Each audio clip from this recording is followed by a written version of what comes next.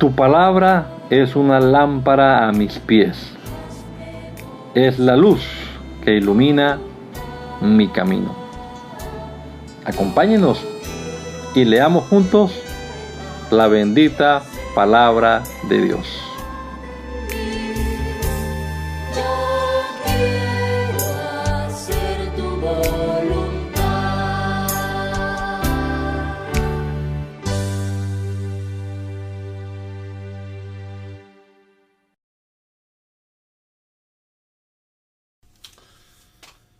Señor Jesús, una vez más agradecemos en esta hora tu bondad, tu gracia para con nosotros, Señor.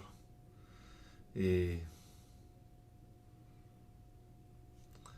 este nuevo día que nos regalas, gracias, Señor Jesús, por permitirnos comenzarlo también meditando en tu palabra, en la Biblia, Señor Jesucristo,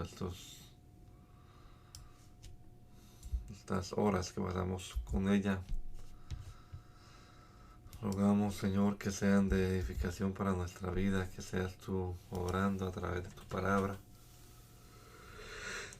en cada uno de nosotros, Señor, y que tu palabra haya cabida en nuestra vida y nos ayude a ser cada día mejores cristianos. Honramos tu nombre, Señor Jesús. Gracias, bendito Padre Celestial, por permitirnos, Señor, el poder estar aquí juntos una vez más, Señor, para leer tu palabra. Guíanos, Señor, en este rato de lectura bíblica. Te lo rogamos en el nombre de Jesús. Amén. Amén. Continuamos leyendo la Nueva Traducción Viviente y estamos en el capítulo número 6 de la primera carta del apóstol Pablo a los Corintios. En la Nueva Traducción Viviente dice: cuando uno de ustedes tiene un conflicto con otro creyente, ¿cómo se atreve a presentar una demanda y a pedirle a un tribunal secular que decida sobre el asunto en lugar de llevarlo ante otros creyentes? ¿No se dan cuenta de que algún día nosotros los creyentes juzgaremos el mundo? Y dado que ustedes van a juzgar al mundo, ¿no son capaces de resolver esas pequeñas cuestiones entre ustedes? ¿No se dan cuenta de que juzgaremos a los ángeles? Así que deberían ser capaces de resolver los conflictos comunes y corrientes que ocurren en esta vida. Si tienen conflictos legales acerca de tales asuntos, ¿por qué acuden a jueces que son de afuera y no son respetados por la iglesia? Digo esto para que se avergüencen. No hay nadie en toda la iglesia con suficiente sabiduría para decidir sobre estos temas, sino que un creyente demanda a otro justo frente a los incrédulos. El hecho de que tengan semejantes demandas legales contra otros es en sí una derrota para ustedes. ¿Por qué mejor no aceptar la injusticia y dejar el asunto como está? ¿Por qué no se dejan estafar? En cambio, son ustedes mismos los que hacen lo malo y estafan a sus propios hermanos en Cristo. ¿No se dan cuenta de que los que hacen lo malo no heredarán el reino de Dios? No se engañen a sí mismos. Los que se entregan al pecado sexual o rinden culto a ídolos o cometen adulterio o son prostitutos o practican la promiscuidad sexual, la homosexualidad, o son ladrones o avaros o borrachos o insultan o estafan a la gente, ninguno de estos heredarán el reino de Dios. Algunos de ustedes antes eran así, pero fueron hechos santos, fueron hechos justos ante Dios al invocar el nombre del Señor Jesucristo y por el Espíritu de nuestro Dios. Ustedes dicen: se me permite hacer cualquier cosa. pero no todo es conveniente. Y aunque se me permitiera hacer cualquier cosa, no debo volverme esclavo de nada. Ustedes dicen, la comida se hizo para el estómago y el estómago para la comida. Eso es cierto, aunque un día Dios acabará con ambas cosas. Pero ustedes no pueden decir que nuestro cuerpo fue creado para la inmoralidad sexual. Fue creado para el Señor. Y al Señor le importa nuestro cuerpo. Y Dios nos levantará de los muertos con su poder, tal como levantó de los muertos a nuestro Señor. ¿No se dan cuenta de que sus cuerpos en realidad son miembros de Cristo? ¿Acaso un hombre debería tomar su cuerpo, que es parte de Cristo, y unirlo a una prostituta? Jamás. ¿Y no se dan cuenta de que si un hombre se une a una prostituta se hace un solo cuerpo con ella? Pues la escritura dice, los dos se convierten en uno solo. Pero la persona que se une al Señor es un solo espíritu con Él. Huyan del pecado sexual. Ningún otro pecado afecta tanto al cuerpo como este, porque la inmoralidad sexual es un pecado contra el propio cuerpo. No se dan cuenta de que su cuerpo es templo del Espíritu Santo que vive en ustedes y les fue dado por Dios. Ustedes no pertenecen a sí mismos, porque Dios los compró a un alto precio. Por lo tanto, honren a Dios con su cuerpo. Capítulo 7. Ahora, en cuanto a las preguntas que me hicieron en su carta, es cierto que es bueno abstenerse de tener relaciones sexuales. Sin embargo, dado que hay tanta inmoralidad sexual, cada hombre debería tener su propia esposa y cada mujer su propio marido. El esposo debe satisfacer las necesidades sexuales de su esposa y la esposa debe satisfacer las necesidades sexuales de su marido. La esposa le da la autoridad sobre su cuerpo a su marido y el esposo le da la autoridad sobre su cuerpo a su esposa. No se priven el uno al otro de tener relaciones sexuales a menos de que los dos estén de acuerdo en abstenerse de la intimidad sexual por un tiempo limitado para entregarse más de lleno a la oración. Después deberán volver a juntar a fin de que Satanás no pueda tentarlos por la falta de control propio. Eso les digo a modo de concesión, no como un mandato. Sin embargo, quisiera que todos fueran solteros igual que yo, pero cada uno tiene su don específico de Dios. Uno es en una clase y otro de otra. Así que les digo a los solteros y a las viudas, es mejor quedarse sin casar, tal como yo, pero si no pueden controlarse, entonces deberían casarse. Es mejor casarse que arder de pasión. No obstante, para los que ya están casados, tengo un mandato que no proviene de mí, sino del Señor. La esposa no debe dejar a su marido, pero si lo deja, que no se case de nuevo o bien que se reconcilie con él. Y el marido no debe dejar a su esposa. Ahora me dirigiré al resto de ustedes, aunque no tengo un mandato directo del Señor. Si un creyente está casado con una mujer que no es creyente y ella está dispuesta a seguir viviendo con él, no debe abandonarla. Y si una creyente tiene un esposo que no es creyente y él está dispuesto a seguir viviendo con ella, no debe abandonarlo, pues la esposa creyente da santidad a su matrimonio y el esposo creyente da santidad al suyo. De otro modo, sus hijos no serían santos, pero ahora son santos. En cambio, si el esposo o la esposa que no es creyente insiste en irse, dejen que se vaya. En esos casos, el cónyuge creyente ya no está ligado al otro porque Dios los ha llamado a ustedes a vivir en paz. ¿Acaso ustedes, esposa, no se dan cuenta de que sus maridos podrían ser salvos a causa de ustedes? Y ustedes, esposos, ¿No se dan cuenta de que sus esposas podrían ser salvas a causa de ustedes? Cada uno debería seguir viviendo en la situación que el Señor lo haya puesto y permanecer tal como estaba cuando Dios lo llamó por primera vez. Esa es mi regla para todas las iglesias. Por ejemplo, un hombre que se circuncidó antes de llegar a ser creyente no debería tratar de revertir su condición. Y el hombre que no estaba circuncidado cuando llegó a ser creyente no debería circuncidarse ahora, pues no tiene importancia si un hombre ha sido o no circuncidado. Lo importante es cumplir los mandamientos de Dios. Cada uno debería permanecer tal como estaba cuando Dios lo llamó. ¿Eres un esclavo? No dejes que eso te preocupe. Sin embargo, si tienes la oportunidad de ser libre, aprovéchala.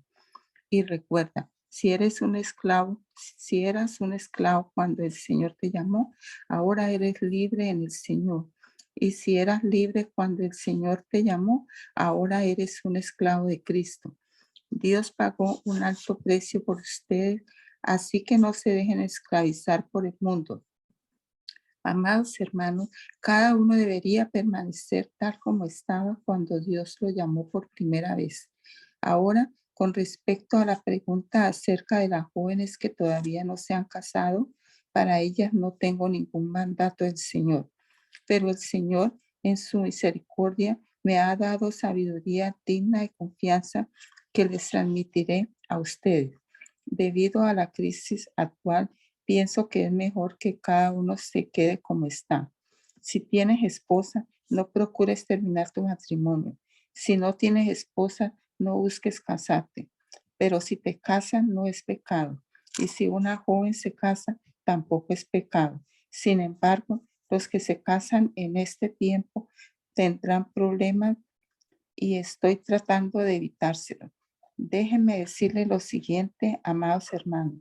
El tiempo que queda es muy breve, así que de ahora en adelante los que estén casados no deberían concentrarse únicamente en su matrimonio.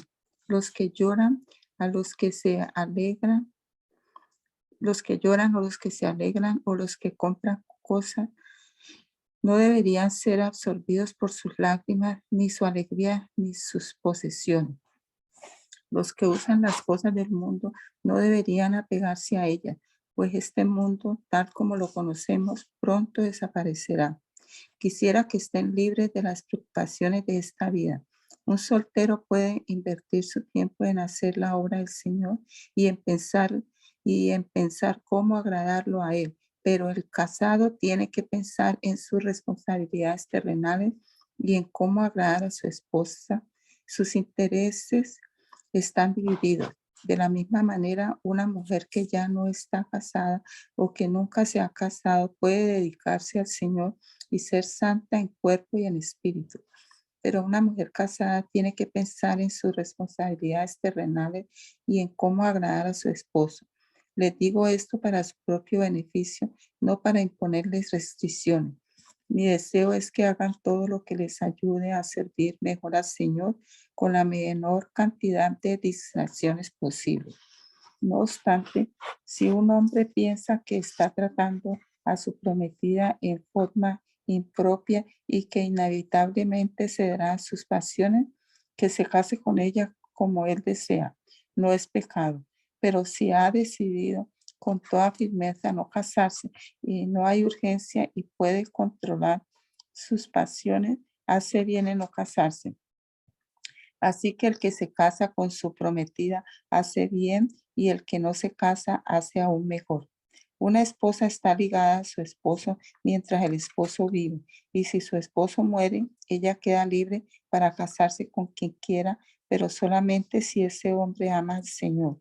Sin embargo, en mi opinión, sería mejor para ella no volver a casarse y pienso que al decirles esto, les doy consejo del Espíritu de Dios.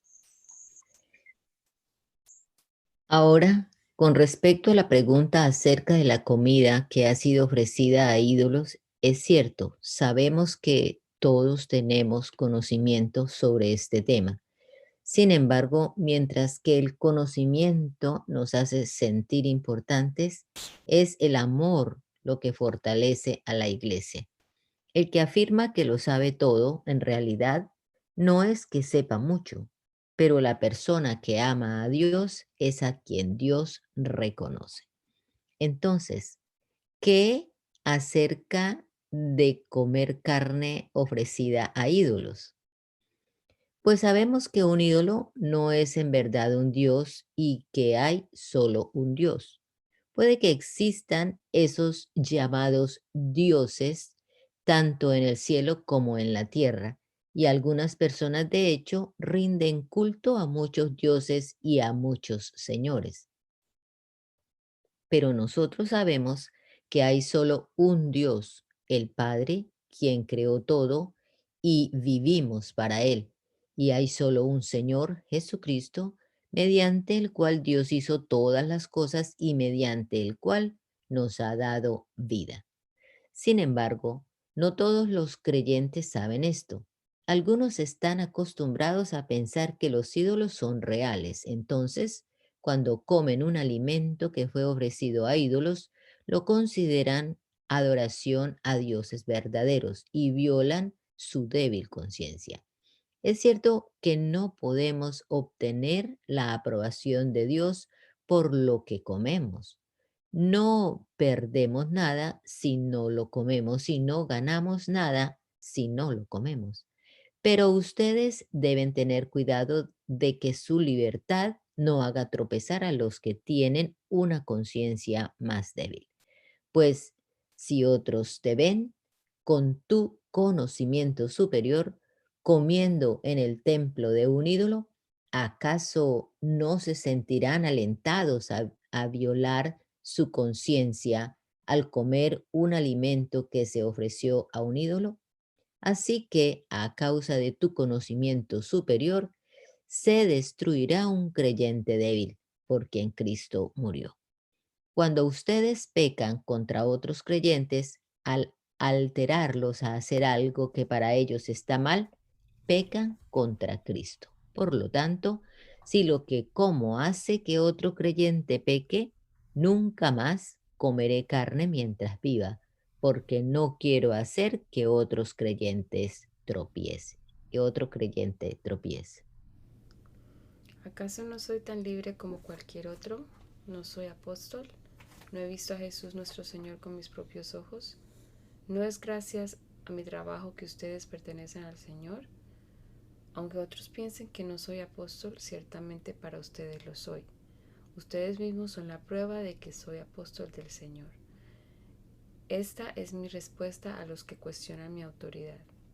¿Acaso no tenemos derecho de hospedarnos con ustedes y compartir sus comidas? ¿No tenemos derecho a llevar con nosotros a una esposa cristiana como lo hacen los demás apóstoles y los hermanos del Señor y como lo hace Pedro o Bernabé y yo somos los únicos que tenemos que trabajar para sostenernos?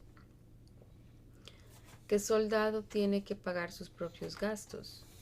¿Qué agricultor planta un viñedo y no tiene derecho a comer de su fruto? ¿A qué pastor que cuida de su rebaño de ovejas no se le permite beber un poco de la leche? ¿Expreso meramente una opinión humana o dice la ley lo mismo? Porque la ley de Moisés dice, no le pongas bozal al buey para impedirle que coma mientras trilla el grano. ¿Acaso pensaba Dios únicamente en bueyes cuando dijo eso? ¿No nos hablaba a nosotros en realidad? Claro que sí, se escribió para nosotros, a fin de que tanto el que ara como el que trilla del grano puedan esperar una porción de la cosecha. Ya que hemos plantado la semilla espiritual entre ustedes, ¿no tenemos derecho a cosechar el alimento y la bebida material? Si ustedes sostienen a otros que les predican, ¿no deberíamos tener nosotros aún mayor derecho a que nos sostengan? Pero nunca nos hemos valido de ese derecho. Preferiríamos soportar cualquier cosa antes que ser un obstáculo a la buena noticia acerca de Cristo. ¿No se dan cuenta de que los que trabajan en el templo obtienen sus alimentos de las ofrendas que se llevan al templo? Y los que sirven en el altar reciben una porción de lo que se ofrece como sacrificio. Del mismo modo, el Señor ordenó que los que predican la buena noticia sean sostenidos por los que reciben el beneficio del mensaje. Sin embargo, yo jamás me he valido de ninguno de esos derechos, y no escribo esto para sugerir que es mi deseo comenzar a hacerlo ahora. De hecho, preferiría morir antes que perder mi derecho a jactarme de predicar sin cobrar. Sin embargo, predicar la buena noticia no es algo de lo que pueda jactarme. Estoy obligado por Dios a hacerlo. Qué terrible sería para mí si no predicara la buena noticia. Si lo hiciera por mi propia iniciativa, merecería que me paguen, pero no tengo opción porque Dios me ha encomendado este deber sagrado. ¿Cuál es entonces mi paga? Es la oportunidad de predicar la buena noticia sin cobrarle a nadie. Por esa razón, nunca reclamo mis derechos como cuando predico la buena noticia. A pesar de que soy un hombre libre y sin amo, me he hecho esclavo de todos para llevar a muchos a Cristo. Cuando estaba con los judíos vivía como un judío para llevar a los judíos a Cristo. Cuando estaba con los que siguen a la ley judía, yo también vivía bajo esa ley. A pesar de que no estoy sujeto a la ley, me sujetaba a ella para poder llevar a Cristo a los que están bajo la ley. Cuando estoy con los gentiles, quienes no siguen la ley judía, yo también vivo independiente de esa ley para poder llevarlos a Cristo. Pero no ignoro la ley de Dios, obedezco la ley de Cristo. Cuando estoy con los que son débiles, me hago débil con ellos, porque deseo llevar a los débiles a Cristo. Sí, con todos trato de encontrar algo que tengamos en común. Y hago todo lo posible para salvar a algunos. Hago lo que sea para difundir la buena noticia y participar de sus bendiciones. ¿No se dan cuenta de que en una carrera todos corren, pero solo una persona se lleva el premio? Así que corran para ganar. Todos los atletas se entrenan con disciplina. Lo hacen para ganar un premio que se desvanecerá, pero nosotros lo hacemos por un premio eterno. Por eso yo corro cada paso con propósito. No solo doy golpes al aire. Disciplino mi cuerpo como lo hace un atleta. Lo entrego para que haga lo que debe hacer. De lo contrario, temo que después de predicarles a otros, yo mismo quede descalificado. Amados hermanos, no quiero que se olviden de lo que les sucedió a nuestros antepasados hace mucho tiempo en el desierto. Todos fueron guiados por una nube que iba delante de ellos y todos caminaron a través del mar sobre tierra seca. Todos ellos fueron bautizados en la nube y en el mar como seguidores de Moisés. Todos comieron el mismo alimento espiritual y todos bebieron la misma agua espiritual, pues bebieron de la roca espiritual que viajaba con ellos y esa roca era Cristo. Sin embargo, Dios no se agradó con la mayoría de ellos y sus cuerpos fueron dispersados en el desierto. Esas cosas sucedieron como una advertencia para nosotros a fin de que no codiciemos lo malo como hicieron ellos, ni rindamos culto a ídolos como hicieron algunos de ellos, como dice la Escritura. El pueblo celebró con abundante comida y bebida y se entregó a diversiones paganas. Y no debemos cometer inmoralidad sexual, como hicieron algunos de ellos, lo cual causó la muerte de 23,000 personas en un solo día. Tampoco deberíamos poner a prueba a Cristo, como hicieron algunos de ellos, y luego murieron mordidos por serpientes. Y no murmuren como lo hicieron algunos de ellos, y luego el ángel de la muerte los destruyó. Esas cosas le sucedieron a ellos como ejemplo para nosotros. Se pusieron por escrito para que nos sirvieran de advertencia a los que vivimos en el fin de los tiempos.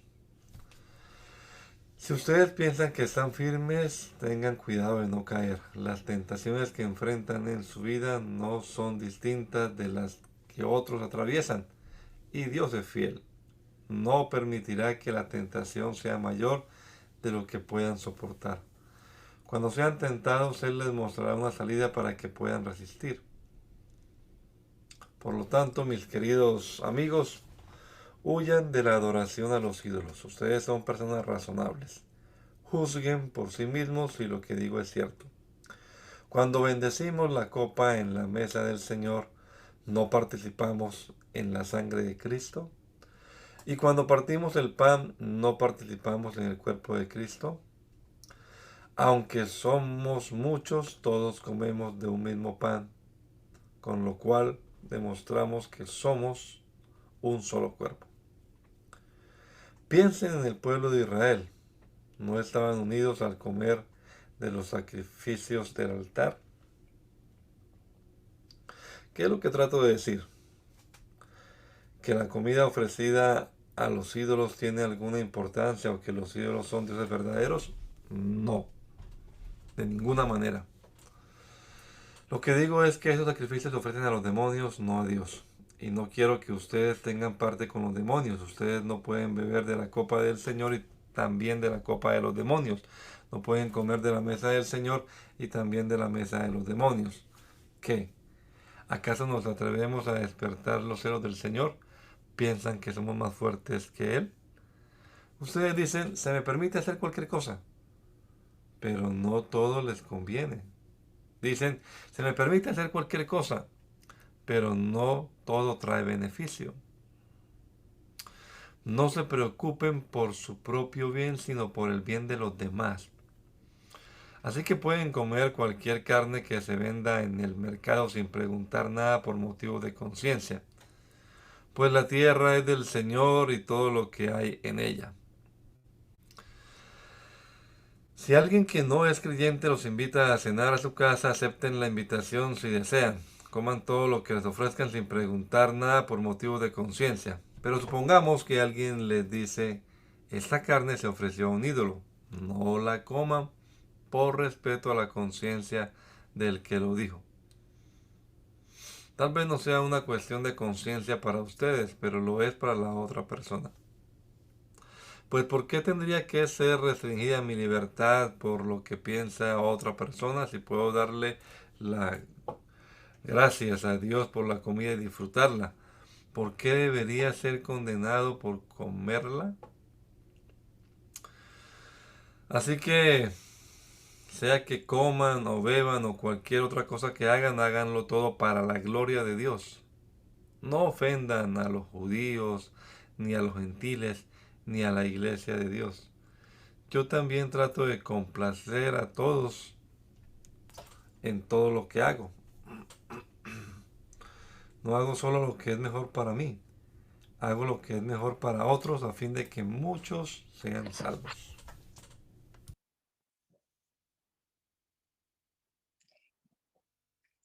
Cuánto me alegro de que ustedes siempre me tienen en sus pensamientos y de que siguen las enseñanzas que les transmití. Pero hay algo que quiero que sepan. La cabeza de todo hombre es Cristo, la cabeza de la mujer es el hombre y la cabeza de Cristo es Dios. El hombre deshonra su cabeza si se cubre la cabeza mientras ora o profetiza. En cambio, la mujer deshonra a su cabeza si ora o profetiza sin cubrirse la cabeza, porque es como si se la rapara.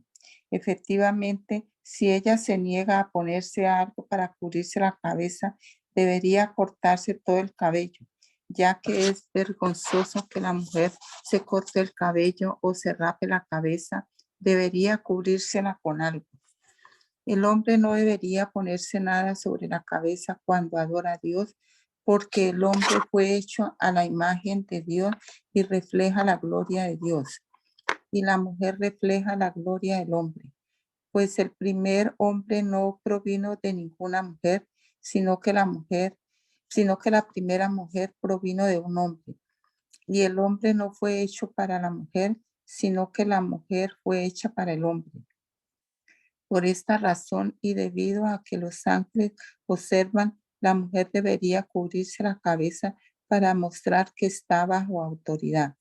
Sin embargo, entre el pueblo del Señor, las mujeres no son independientes de los hombres y los hombres no son independientes de las mujeres. Pues aunque la primera mujer provino de un hombre, todos los demás hombres nacieron de una mujer y todo proviene de Dios. Juzguen por sí mismos. ¿Es correcto que una mujer ore a Dios en público sin cubrirse la cabeza? ¿No es obvio que es vergonzoso que un hombre tenga el cabello largo? ¿Acaso el cabello largo no es el orgullo y la alegría de la mujer? Pues se le dio para que se cubra. Pero si alguien quiere discutir este tema, simplemente digo que no tenemos otra costumbre más que esa y tampoco la tienen las demás iglesias de Dios. En las siguientes instrucciones no puedo elogiarlo, pues parece que hacen más daño que bien cuando se juntan. Primero oigo que hay divisiones entre ustedes cuando se reúnen como iglesia y hasta cierto punto lo creo. Así que por supuesto que tiene que haber divisiones entre ustedes para que los que tienen la aprobación de Dios sean reconocidos. Cuando ustedes se reúnen, la verdad es que no les interesa la cena del Señor, pues algunos se apresuran a comer su propia comida y no la comparten con los demás. Como resultado, algunos se quedan con hambre mientras que otros se emborrachan. ¿Qué?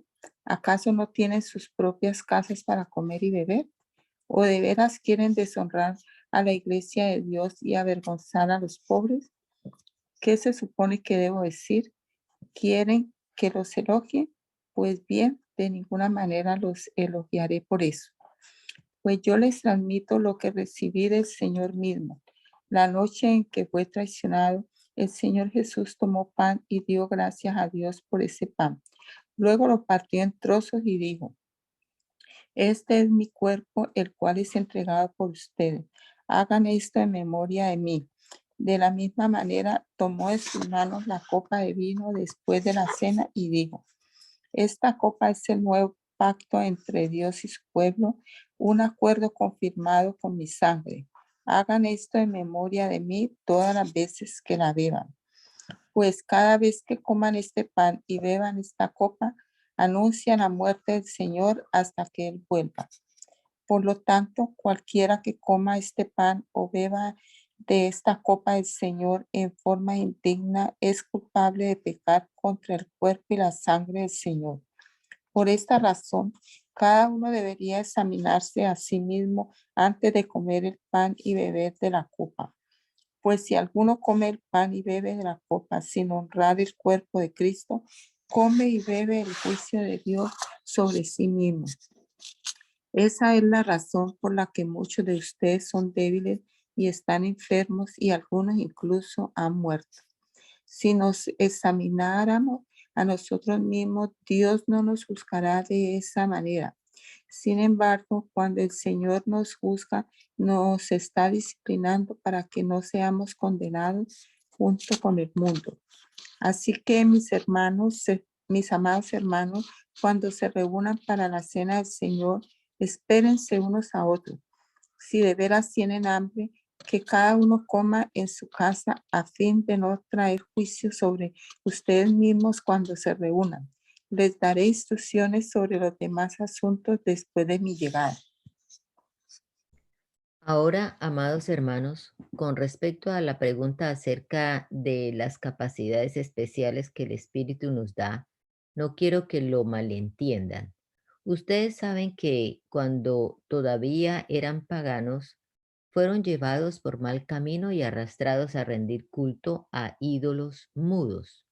Por lo tanto, quiero que sepan que nadie que habla por el Espíritu de Dios maldice a Jesús. Y nadie puede decir que Jesús es el Señor excepto por el Espíritu Santo. Hay distintas clases de dones espirituales, pero el mismo Espíritu es la fuente de todos ellos. Hay distintas formas de servir, pero todos servimos al mismo Señor. Dios trabaja de maneras diferentes, pero es el mismo Dios quien hace la obra en todos nosotros. A cada uno de nosotros se nos da un don espiritual para que nos ayudemos mutuamente. A uno, el Espíritu le da la capacidad de dar consejos sabios. A otro, el mismo Espíritu le da un mensaje de conocimiento especial. A otro, el mismo Espíritu le da gran fe y a alguien más, ese único Espíritu le da el don de sanidad.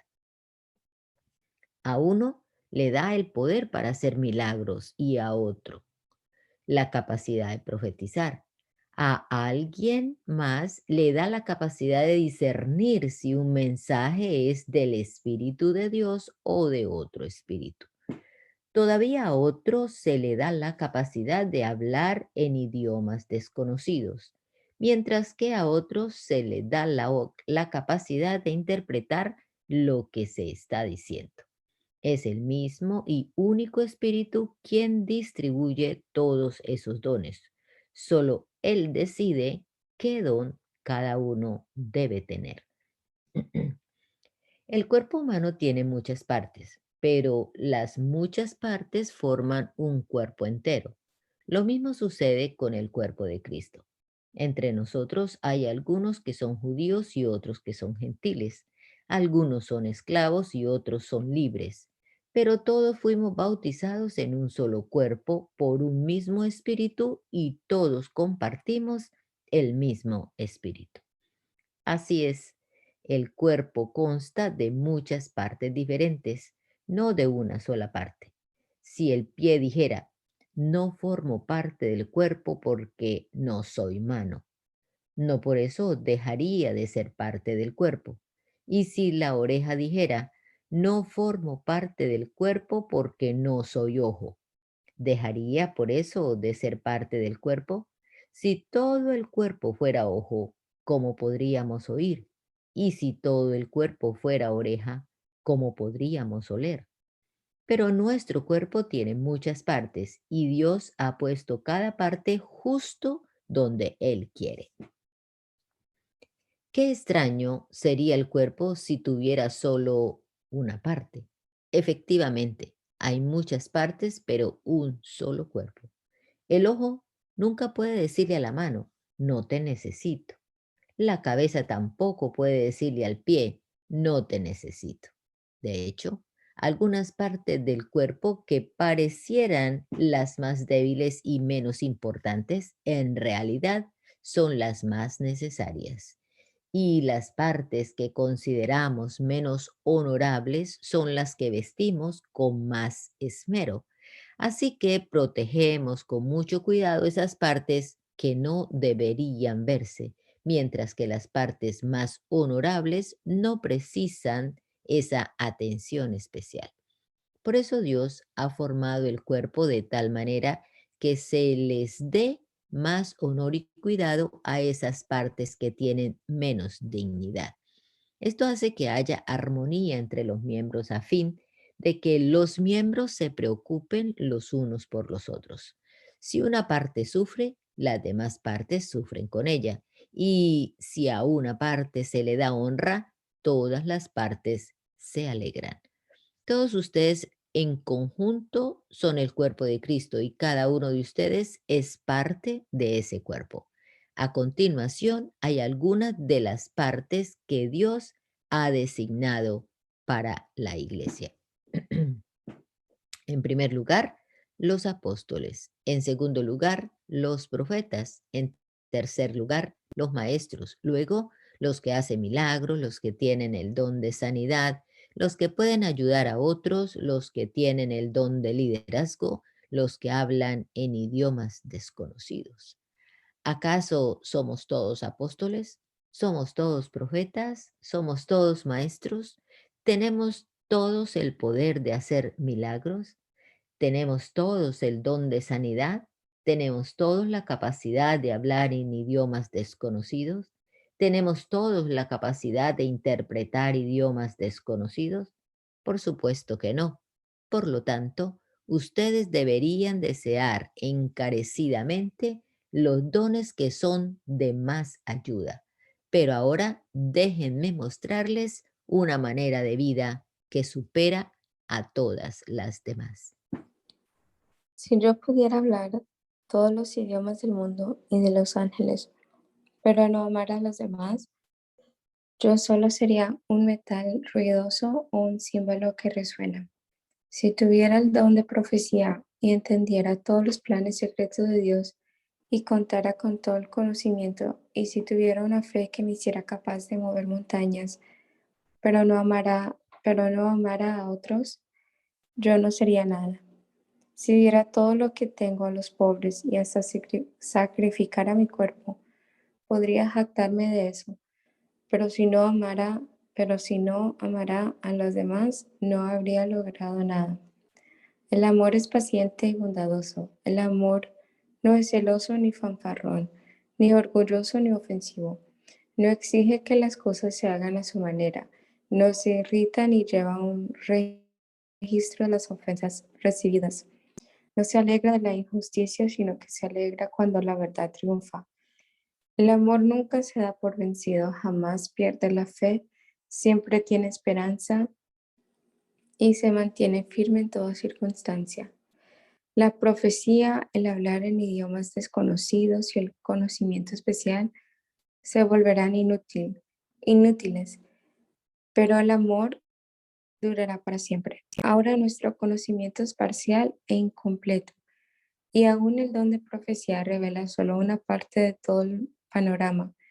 Sin embargo, cuando llegue el tiempo de la perfección, esas cosas parciales se volverán inútiles. Cuando yo era niño, hablaba, pensaba y razonaba como un niño, pero cuando crecí, dejé atrás las cosas de niño. Ahora vemos todo de manera imperfecta, como reflejos desconcertantes, pero luego veremos todo con perfecta claridad. Todo lo que ahora conozco es parcial e incompleto, pero luego conoceré todo por completo, tal como Dios ya me conoce a mí completamente. Tres cosas durarán para siempre: la fe, la esperanza y el amor, y la mayor de las tres es el amor.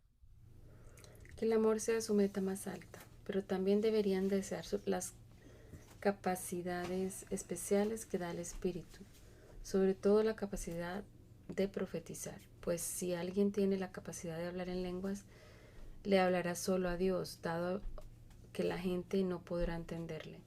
Hablará por el poder del Espíritu, pero todo será un misterio. En cambio, el que profetiza fortalece a otros, los anima y los consuela. La persona que habla en lenguas se fortalece a sí misma, pero el que dice una palabra de profecía fortalece a toda la iglesia. Yo desearía que todos pudieran hablar en lenguas, pero más aún me gustaría que todos pudieran profetizar. Pues la profecía es superior que hablar en lenguas, a menos que alguien interprete lo que se dice, para que toda la iglesia se fortalezca. Amados hermanos, si yo fuera a visitarlos y les hablara en un idioma desconocido, ¿de qué les serviría a ustedes? En cambio, si les llevo a una revelación o un conocimiento especial o una profecía o una enseñanza, eso sí les sería de ayuda. Aún los instrumentos inanimados como la flauta y el arpa tienen que emitir sonidos nítidos o nadie reconocerá la melodía. Si el toque de trompeta no es entendible, ¿cómo sabrán los soldados que se les llama a la batalla? Lo mismo ocurre con ustedes. Si hablan a la gente con palabras que no entienden, ¿cómo podrían saber lo que ustedes dicen? Igual estarían hablando al viento. Hay muchos idiomas diferentes en el mundo y cada uno tiene significado. Pero si no entiendo un idioma, soy un extranjero para el que lo habla, y el que lo habla es un extranjero para mí. Lo mismo ocurre con ustedes, ya que están tan deseosos de tener las capacidades especiales que da el Espíritu, procuren las que fortalecerán a toda la iglesia. Por lo tanto, el que habla en lenguas también debería pedir en oración la capacidad de interpretar lo que se ha dicho. Pues si oro en lenguas, mi espíritu ora, pero yo no entiendo lo que digo. ¿Qué debo hacer entonces? Oraré en el espíritu y también oraré con palabras que entiendo. Cantaré en el espíritu y también cantaré con palabras que entiendo. Pues si alabas a Dios solo en el espíritu, ¿cómo podrán los que no entienden alabar a Dios contigo? ¿Cómo podrán unirse a tus agradecimientos cuando no entienden lo que dices? Tú darás gracias muy bien, pero eso no fortalecerá a la gente que te oye. Yo le agradezco a Dios que hablo en lenguas más que cualquiera de ustedes, pero en una reunión de la iglesia, para ayudar a otros preferiría hablar 5 palabras comprensibles que 10,000 palabras en un idioma desconocido. Amados hermanos, no sean infalibles en su comprensión de estas cosas. Sean inocentes como bebés en cuanto a la maldad, pero maduros en la comprensión de asuntos como estos. En las Escrituras está escrito: hablaré a mi propio pueblo en idiomas extraños y mediante labios de extranjeros, pero aún así no me escucharán, dice el Señor. Así que, como ven, el hablar en lenguas es una señal no para los creyentes, sino para los incrédulos. La profecía, sin embargo, es para el beneficio de los creyentes, no de los incrédulos. Aún así, si los incrédulos o la gente que no entiende esas cosas entran en la reunión de la iglesia y oyen a todos hablando en un idioma desconocido, pensarán que ustedes están locos. Pero si todos ustedes están profetizando y los incrédulos o la gente que no entiende esas cosas entran en la reunión, serán convencidos de pecado y juzgados por lo que ustedes dicen. Al escuchar sus pensamientos secretos quedarán al descubierto y caerán de rodillas y adorarán a Dios declarando: en verdad, Dios está aquí entre ustedes. Ahora bien, mis hermanos, hagamos un resumen. Cuando se reúnan, uno de ustedes cantará, otro enseñará, otro contará alguna revelación especial que Dios le haya dado, otro hablará en lenguas y otro interpretará lo que se dice. Pero cada cosa que se haga debe fortalecer a cada uno de ustedes. No más de 2 o 3 deberán hablar en lenguas. Deben hablar uno a la vez y que alguien interprete lo que ellos digan. Pero si no hay nadie presente que pueda interpretar, ellos deberán guardar silencio en la reunión de la iglesia y hablar en lenguas a Dios en forma privada. Que 2 o 3 personas profeticen y que los demás evalúen lo que se dice. Pero si alguien está profetizando y otra persona recibe una revelación del Señor, el que está hablando debe callarse. De esa manera todos los que profeticen tendrán su turno para hablar, uno después de otro, para que todos aprendan y sean alentados. Recuerden que la gente que profetiza está en control de su espíritu y puede turnarse con otros. Pues Dios no es Dios de desorden, sino de paz, como en todas las reuniones del pueblo santo de Dios. Las mujeres deben guardar silencio durante las reuniones de la iglesia. No es apropiado que hablen. Deben ser sumisas, tal como dice la ley. Si tienen preguntas, que le pregunten a su marido en casa, porque no es apropiado que las mujeres hablen en las reuniones de la iglesia. ¿O acaso piensan, corintios, que la palabra de Dios se originó con ustedes? ¿Son ustedes los únicos a quienes fue entregada? Si alguien afirma ser profeta o piensa que es espiritual, debería reconocer que lo que dijo es un mandato del Señor mismo. Pero si no lo reconoce, él tampoco será reconocido. Por lo tanto, mis amados hermanos, con todo corazón deseen profetizar y no prohíban que se hablen lenguas. Pero asegúrense de que todo se haga de forma apropiada y con orden.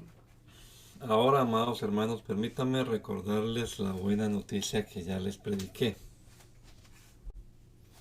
En ese entonces la recibieron con gusto y todavía permanecen firmes en ella.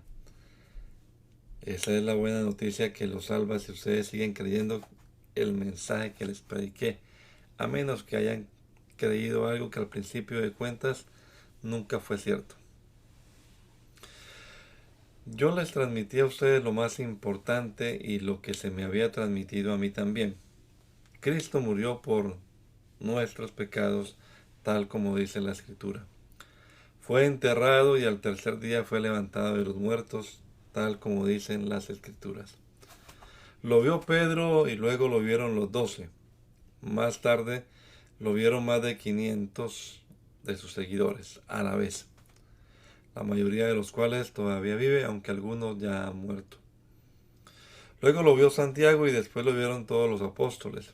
Por último, como si hubiera nacido en un tiempo que no me correspondía, también lo vi yo. Pues soy el más insignificante de todos los apóstoles. De hecho, ni siquiera soy digno de ser llamado apóstol porque después de haber perseguido la iglesia de Dios como lo hice. Sin embargo, lo que ahora soy, todo se debe a que Dios derramó su favor especial sobre mí y no sin resultados. Pues he trabajado mucho más que cualquiera de los otros apóstoles, pero no fui yo, sino Dios quien obraba a través de mí por su gracia. Así que no importa si predico yo o predican ellos, porque todos predicamos el mismo mensaje que ustedes ya han creído. Pero díganme lo siguiente: dado que nosotros predicamos que Cristo se levantó de los muertos, ¿por qué algunos de ustedes dicen que no habrá resurrección de los muertos? Pues si no hay resurrección de los muertos, entonces Cristo tampoco ha resucitado. Y si Cristo no ha resucitado, entonces toda nuestra predicación es inútil y la fe de ustedes también es inútil. Y nosotros los apóstoles estaríamos todos mintiendo acerca de Dios porque hemos dicho que Dios levantó a Cristo de la tumba. Así que eso no puede ser cierto si no hay resurrección de los muertos. Y si no hay resurrección de los muertos, entonces Cristo no ha resucitado. Y si Cristo no ha resucitado, entonces la fe de ustedes es inútil y todavía son culpables de sus pecados. En ese caso, todos los que murieron creyendo en Cristo están perdidos. Y si nuestra esperanza en Cristo es solo para esta vida, somos los más dignos de lástima de todo el mundo. Lo cierto es que Cristo sí resucitó de los muertos. Él es el primer fruto de una gran cosecha, el primero de todos los que murieron. Así que, ya ven, tal como la muerte entró en el mundo por medio de un hombre, ahora la resurrección de los muertos ha comenzado por medio de otro hombre. Así como todos mueren porque todos pertenecemos a Adán, todos los que pertenecen a Cristo recibirán vida nueva. Pero esta resurrección tiene un orden. Cristo fue resucitado como el primero de la cosecha. Luego todos los que pertenecen a Cristo serán resucitados cuando Él regrese. Después de eso vendrá el fin, cuando Él le entregará el reino a Dios el Padre. Luego de destruir a todo gobernante y poder y autoridad, pues Cristo tiene que reinar hasta que humille a todos sus enemigos debajo de sus pies. Y el último enemigo que será destruido es la muerte. Pues la Escritura dice: Dios ha puesto todas las cosas bajo su autoridad. Claro que cuando dice todas las cosas están bajo su autoridad, no incluye a Dios mismo, quien le dio a Cristo su autoridad. Entonces, cuando todas las cosas estén bajo su autoridad, el Hijo se pondrá a sí mismo bajo la autoridad de Dios, para que Dios, quien le dio a su Hijo la autoridad sobre todas las cosas, sea completamente supremo sobre todas las cosas en todas partes. Si los muertos no serán resucitados, ¿para qué se bautiza la gente por los que están muertos? ¿Para qué hacerlo a menos que los muertos algún día resuciten? ¿Y para qué nosotros a todas horas pondríamos en peligro nuestra vida? Pues juro, amados hermanos, que todos los días enfrento la muerte. Eso es tan cierto como el orgullo que siento por lo que Cristo Jesús nuestro Señor ha hecho en ustedes. ¿Y qué valor hubo en luchar contra las fieras salvajes, esa gente de Éfeso? Si no habrá resurrección de los muertos. Y si no hay resurrección, comamos y bebamos, que mañana moriremos. No se dejen engañar por los que dicen semejantes cosas, porque las malas compañías corrompen el buen carácter. Piensen bien lo que es correcto y dejen de pecar. Pues para su vergüenza, les digo que algunos de ustedes no conocen a Dios en absoluto. Pero alguien podría preguntar, ¿cómo resucitarán los muertos? ¿Qué clase de cuerpo tendrán? ¿Qué pregunta tan tonta? Cuando pones una semilla en la tierra, esta no crece y llega a ser una planta a menos que muera primero. Y lo que pones en el suelo no es la planta que crecerá, sino tan solo una simple semilla de trigo o de lo que estés sembrando. Luego Dios le da el cuerpo nuevo que Él quiere que tenga. De cada clase de semilla nace una planta diferente. De modo parecido hay diferentes clases de carne. Una para los humanos, otra para los animales, otra para las aves y otra para los peces. También hay cuerpos en los cielos y cuerpos en la tierra. La gloria de los cuerpos celestiales es diferente de la gloria de los cuerpos terrenales. El sol tiene una clase de gloria, mientras que la luna tiene otra, y las estrellas tienen otra. Y hasta las estrellas se diferencian unas de otras por la gloria de cada una. Lo mismo sucede con la resurrección de los muertos. Cuando morimos, nuestros cuerpos terrenales son plantados en la tierra, pero serán resucitados para que vivan por siempre. Nuestros cuerpos son enterrados en deshonra, pero serán resucitados en gloria. Son enterrados en debilidad, pero serán resucitados en fuerza. Son enterrados como cuerpos humanos naturales, pero serán resucitados como cuerpos espirituales. Pues así como hay cuerpos naturales, también hay cuerpos espirituales. Las escrituras nos dicen, el primer hombre, Adán, se convirtió en ser viviente. Pero el último Adán, es decir, Cristo, es un espíritu que da vida. Lo que primero viene es el cuerpo natural y más tarde viene el cuerpo espiritual. Adán, el primer hombre, fue formado del polvo de la tierra, mientras que Cristo, el segundo hombre, vino del cielo. Los que son terrenales son como el hombre terrenal y los que son celestiales son como el hombre celestial. Al igual que ahora somos como el hombre terrenal, algún día seremos el hombre como el hombre celestial. Lo que les digo, amados hermanos, es que nuestros cuerpos físicos no pueden heredar el reino de Dios. Estos cuerpos que mueren no pueden heredar lo que durará para siempre. Pero permítanme revelarles un secreto maravilloso. No todos moriremos, pero todos seremos transformados. Sucederá en un instante, en un abrir y cerrar de ojos, cuando se toque la trompeta final. Pues cuando suene la trompeta, los que hayan muerto resucitarán para vivir para siempre, y nosotros, los que estemos vivos, seremos transformados. Pues nuestros cuerpos mortales tienen que ser transformados en cuerpos que nunca morirán. Nuestros cuerpos mortales deben ser transformados en cuerpos inmortales. Entonces, cuando nuestros cuerpos mortales hayan sido transformados en cuerpos que nunca morirán, se cumplirá la siguiente escritura. La muerte es devorada en victoria. Oh muerte, ¿dónde está tu victoria? Oh muerte, ¿dónde está tu aguijón? Pues el pecado es el aguijón que termina en muerte y la ley le da al pecado su poder. Pero gracias a Dios, Él nos da la victoria sobre el pecado y la muerte por medio de nuestro Señor Jesucristo. Por lo tanto, mis amados hermanos, permanezcan fuertes y constantes. Trabajen siempre para el Señor con entusiasmo, porque ustedes saben que nada de lo que hacen para el Señor es inútil. Ahora bien, consideremos la pregunta acerca del dinero que se está juntando para el pueblo de Dios en Jerusalén. Deberían seguir el mismo procedimiento que les di a las iglesias de Galacia. El primer día de cada semana, cada uno debería separar una parte del dinero que ha ganado. No esperen hasta que yo llegue para luego tratar de reunirlo todo de golpe. Cuando yo vaya, escribiré cartas de recomendación para los mensajeros que ustedes escojan como encargados de entregar su ofrenda en Jerusalén. Y si parece oportuno que yo también vaya, ellos pueden viajar conmigo. Los visitaré después de haber ido a Macedonia, pues estoy pensando pasar por Macedonia. Tal vez me quede un tiempo con ustedes, quizá todo el invierno, y después podrán enviarme a mi próximo destino. Esta vez no quiero hacerles una visita corta nada más y luego seguir mi viaje. Deseo ir y quedarme un tiempo si el Señor me lo permite. Mientras tanto, seguiré aquí en Éfeso hasta el Festival de Pentecostés.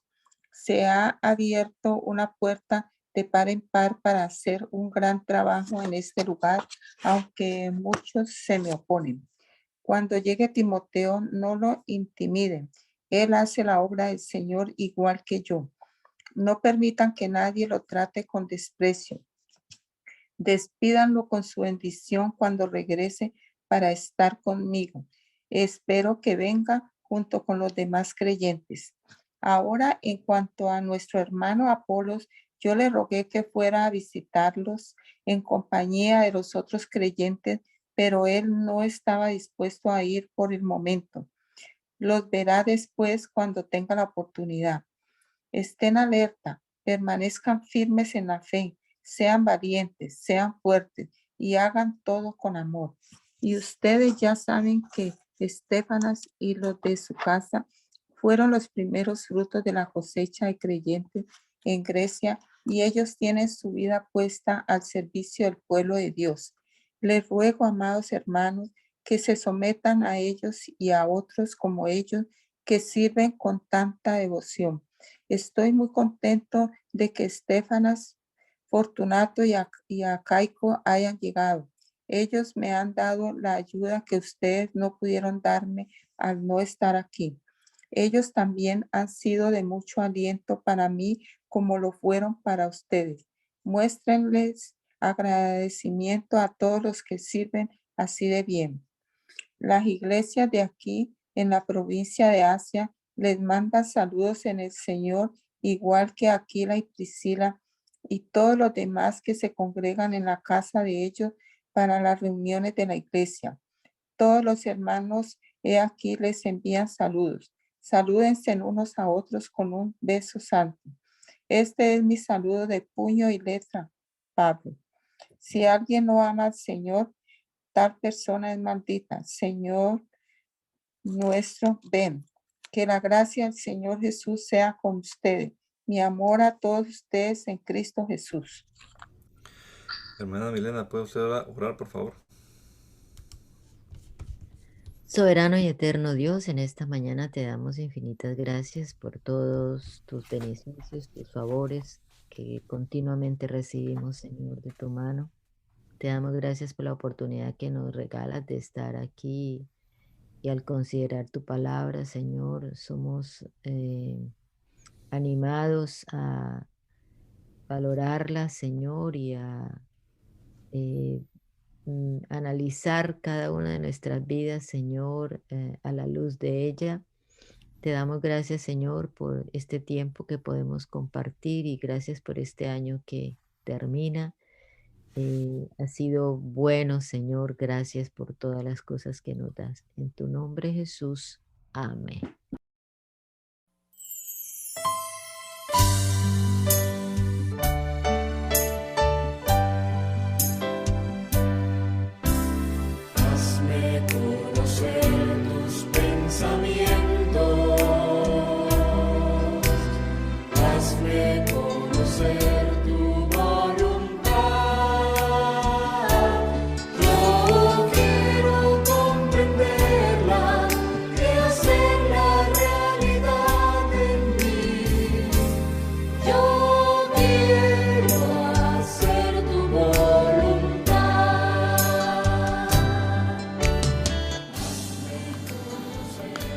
El mandamiento es lámpara y la enseñanza es luz. Y las reprensiones son el camino de la vida. Espero que esta lectura de la palabra de Dios haya sido de edificación para su vida y la de su familia. Gracia y paz.